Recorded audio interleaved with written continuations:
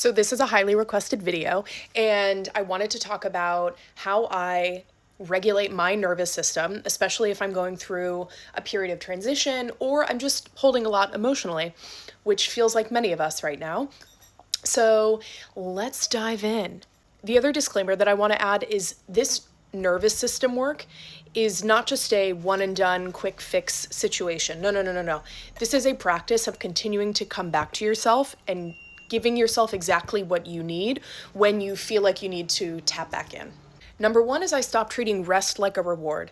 I had a huge wake-up call this last year because I burnt out multiple times because I was not leveraging rest as preventative care and as something that I could integrate into my daily activities, which is why, and also I will add that as a reflector, that is my human design.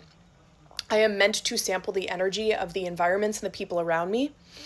And because of that, I need rest. Rest is imperative. It is necessary for me to survive. It is necessary for all of us to survive, but especially if you're a reflector, rest is incredibly important. So I have stopped pulling the rest lever when I feel like I'm about to burn out, and I try to emphasis on the try, right? We're still showing up. We're still trying to perfect the art of listening to our bodies and resting when we need to. So I think it's important to see rest as maintenance at the end of the day. Number two is I track patterns, not moods.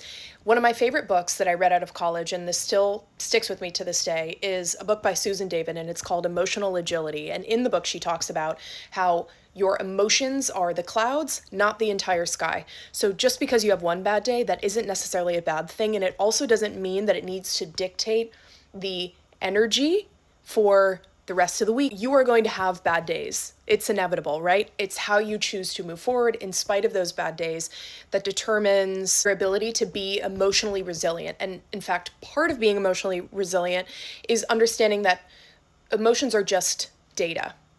And if anything, they're telling you to come back internally.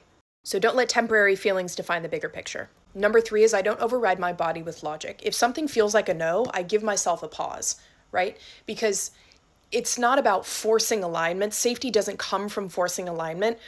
It comes from looking at the signals that are telling you this feels right, this feels scary, this feels like maybe a decision that I could potentially see myself saying yes to, but let me take a beat, think about it. I like to think of it as sense over sense making, if that makes sense. Number four is I build consistency before I build momentum. One of the ways that I've been doing that is through a solid morning routine. Guys, I love my morning routine. It makes me so happy. It feeds my soul, and it also gets me grounded first thing in the morning. So usually my morning routine will look something like I wake up around 7:30, 7:45, whenever you wake up, right? But for me, I usually find that 7:30, 7:45 is when I'm up and at 'em. I turn off my alarm. I journal. I do my morning pages and a little bit of the artist's way. I have been loving it. It has been so deeply transformational. I'm obsessed. Anyway, so I do my morning pages, and then I get up, I make my bed, I wash my face, I brush my teeth, and then I take my supplements, have my water, maybe get some sunshine on my face.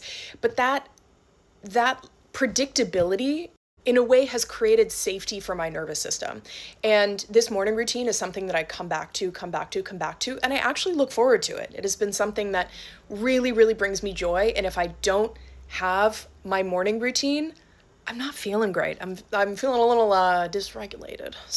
Number five, I name the season that I'm in, whether that be integration, recalibration, grief, rest. I know that based on those different contexts, something different is going to be asked of me within each of those phases. So it's really important that self-judgment is not in the picture, because self-judgment equals dysregulation.